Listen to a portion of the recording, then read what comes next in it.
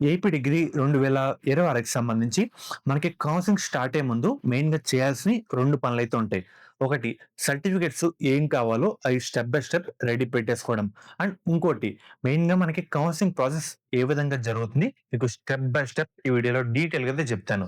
So, మెయిన్‌గా మీకు ఫస్ట్‌గా డాక్యుమెంట్స్ ఏం కావాలో చెప్తాను. దీని తర్వాత మన కౌన్సెలింగ్ ప్రాసెస్ ఏ విధంగా ఉంటుందో చెప్తాను. వీడియో చాలా ఇంపార్టెంటు. క్లియర్ కట్‌గా ఎండ్ వరకు అయితే చూడండి.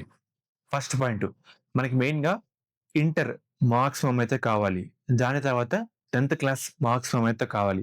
దాంతో పాటు టీసీ, స్టడీ సర్టిఫికేట్స్ 6థ్ నుంచి ఇంటర్ సెకండ్ ఇయర్ వరకు స్టడీ సర్టిఫికేట్స్ అయితే కావాలన్నమాట. అండ్ దాంతో పాటు క్యాస్ట్. క్యాస్ట్ కూడా లేటెస్ట్ అయితే పెట్టుకోండి. అండ్ ఓసీ విద్యార్థులు ఎవరైతే ఉన్నారో ఇది చాలా అంటే చాలా ఇంపార్టెంటు. ఎంసెట్ కౌన్సెలింగ్ కూడా చాలా మంది ఇబ్బంది పడ్డారు. మనకి ఓసీ విద్యార్థులు ఎవరైతే ఉన్నారో ఈడబ్ల్యూఎస్ 2026, 2027 అంటే ఈ సంవత్సరం సంబంధించి ఓసీ విద్యార్థులకి ఈడబ్ల్యూఎస్ అయితే ఉండాలి. అర్థమవుతుంది కదా! 2023 లేదంటే 2024 అవేమైతే చెల్లవు. ఈ సంవత్సరందైతే కావాలి. దాని తర్వాత మన ఫీజ్ రీయింబర్స్‌మెంట్ రావాలంటే ఇన్‌కమ్ మరియు వైట్ రేషన్ కార్డ్ అయితే ఉండాలి. ఈ రెండిట్లో ఏదున్నా సరిపోతుంది. మోస్ట్‌లీ ఇన్‌కమ్ అయితే ఉండేలా చూసుకోండి. అర్థమవుతుంది కదా! ఎవరైతే తర్వాత ఫిజికల్లీ హ్యాండిక్యాప్డ్ క్యాప్ కోటా గాని, స్పోర్ట్స్ అండ్ గేమ్స్ గాని ఇవి ఉంటే అవైతే పెట్టుకోండి. స్పెషల్ కేటగిరీ సర్టిఫికేట్స్ అండ్ ఎవరైతే రెసిడెన్స్ సర్టిఫికేట్ ప్రైవేట్‌గా కట్టి చదివిన విద్యార్థులు ఉంటారు కదా! వాళ్ళైతే తీసుకోండి. ఎవరైతే నాన్ లోకల్ ఉంటారో నాన్ లోకల్ సర్టిఫికేట్ అయితే తీసుకోండన్నమాట. మెయిన్‌గా ఈ సర్టిఫికేట్స్ అన్ని రెడీ పెట్టుకోండి. ఇప్పుడు ప్రాసెస్ ఏ విధంగా ఉంటుందో చెప్తాను. ఉదాహరణగా రేపు నోటిఫికేషన్ వచ్చిందనుకోండి. Degree notification. వచ్చిన తర్వాత ఫస్ట్ ప్రాసెస్ మనకి రిజిస్ట్రేషన్. అంటే ఎప్పటి నుంచి ఎప్పటి వరకు అప్లై చేసుకోవాలని ఒక డేట్ అయితే వస్తుందన్నమాట.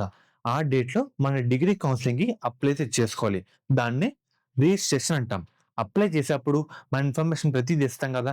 అంటే డాక్యుమెంట్స్ ఏంటి అన్ని పీడీఎఫ్ ఫైల్‌లో అప్‌లోడ్ చేస్తాం గదా! చేసిన తర్వాత మన ప్రతి ఒక్క విద్యార్థి ఆ డాక్యుమెంట్స్ అన్నీ కరెక్ట్‌గా ఉన్నాయా లేవా అని మన హైయర్ ఆఫీసర్ వాళ్ళైతే చెక్ చేస్తారన్నమాట. దాన్ని వెరిఫికేషన్ అంటారు.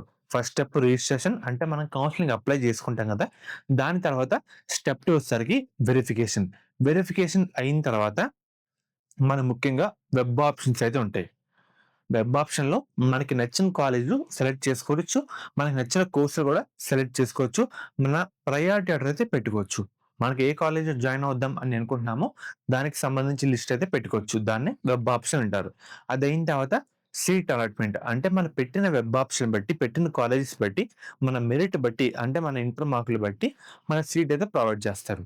సీట్ ప్రొవైడ్ చేసిన తర్వాత సీట్ అలాట్‌మెంట్ వస్తుందని చెప్పాను గదా! ఆ కాలేజ్‌కి డైరెక్ట్‌గా ఈ సర్టిఫికేట్స్ అనుకోండి ఒరిజినల్‌తో పాటు జెరాక్స్ కూడా పట్టుకెళ్ళి నాకు ఈ కాలేజ్‌లో సీట్ వచ్చిందని చెప్తే వాళ్ళు సీట్ అలాట్‌మెంట్ ఒక ఆర్డర్ అయితే ఉంటుందన్నమాట. అది చూపించి సర్టిఫికేట్స్ కూడా వాళ్ళకైతే ప్రొవైడ్ చేస్తే మనకి సీట్ అయితే లాక్ చేస్తారు. తర్వాత కాలేజీలు, క్లాసెస్ ఈ విధంగా ఉంటుందన్నమాట. ఇది ప్రాసెస్.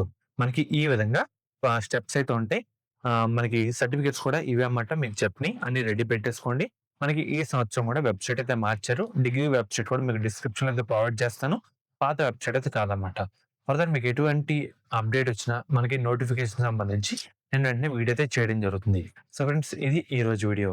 ఇంటర్ కంప్లీట్ అయిపోయిన తర్వాత ఎంసెట్‌లో మెయిన్‌గా ఒక మంచి కాలేజ్‌లో జాయిన్ అవుదాం అని అనుకుంటే శాస్త్ర college is the best choice అని చెప్తాను. ఎందుకంటే దీంట్లో కో ఎడ్యుకేషన్‌తో పాటు ఉమెన్స్ సంబంధించి స్పెషల్‌గా కాలేజ్ అయితే ఉంది. సేఫ్టీ గాని, మనకి స్టడీ గాని, ప్లేస్‌మెంట్ సంబంధించి కానీ 100% వీళ్ళైతే ప్రొవైడ్ చేస్తారు. మెయిన్‌గా ఇది వుమెన్స్ పరంగా one of the best college అని చెప్తాను.